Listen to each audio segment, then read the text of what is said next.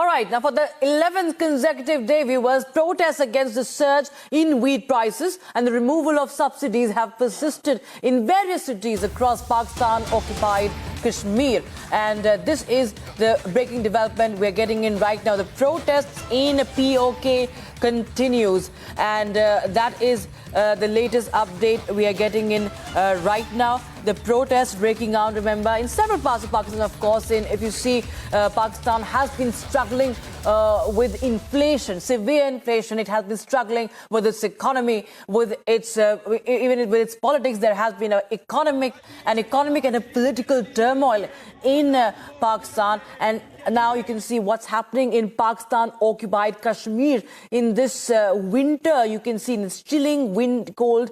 You can see the protests taking place.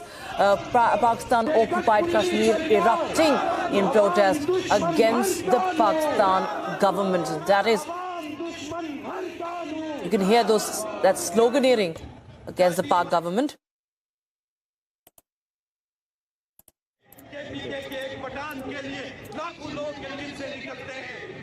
My colleague Gursimran Singh is joining us live on the broadcast for more. Gursimran, of course, the protesters have emphasized their unwavering stance and saying that this protest would persist until and unless the price hike is reversed by the government. Give us a sense of how severe and how dire the situation is right now in Pakistan. How does it affect Pakistan-occupied Kashmir?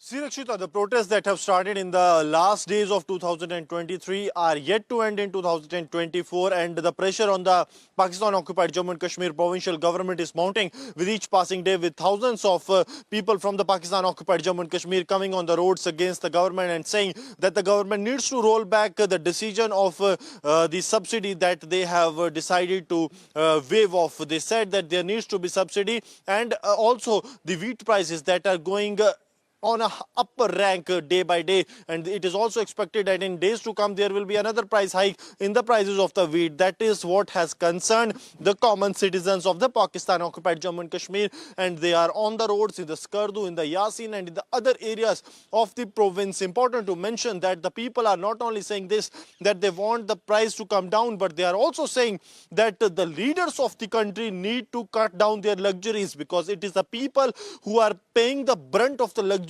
that the leadership is enjoying, and they are saying that in days to come, if their demands are not met, they will be going to the Chief Minister's house, to the Commissioner's house, and if needed, they will make the supreme sacrifice as well for the rights of their people. They have also mentioned that how their resources are being used without their will by the government, the provincial government and the federal government of the Pakistan, which is at our caretaker government under the Prime Minister Kakar. But what has the caretaker government has done is just opposite to what it was meant for. It was meant for the care of the people, but it has completely wiped out the people's concern, and they are paying no heed to what people are saying. The inflation under the caretaker government is all-time high, and the people of POJK is also paying the brunt, multiplied by n number of times, because it is the federal government as well as the provincial government that is doing atrocities on the people of Pakistan occupied Jammu and Kashmir. There have been Khalsa tax and many other taxes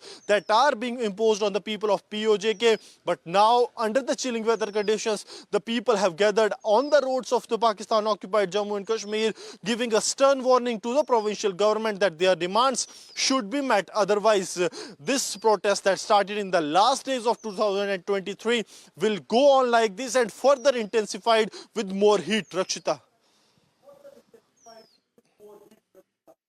In fact, Gursimran, the trouble and the pressure will only mount on the Pakistan government because it is going to polls. It's not a stable government already. The country has been battling with a severe political crisis and, of course, the economic crisis as well. We've seen people, literally there have been riots for, bags of rice, bags of wheat, and we're seeing the repercussions. There have been, of course, also protests in Balochistan, in Gilgit-Baltistan for various other reasons as well. So we can clearly see that the pressure is only mounting for the ISI and for the Pakistani army also, because this state is completely going out of control.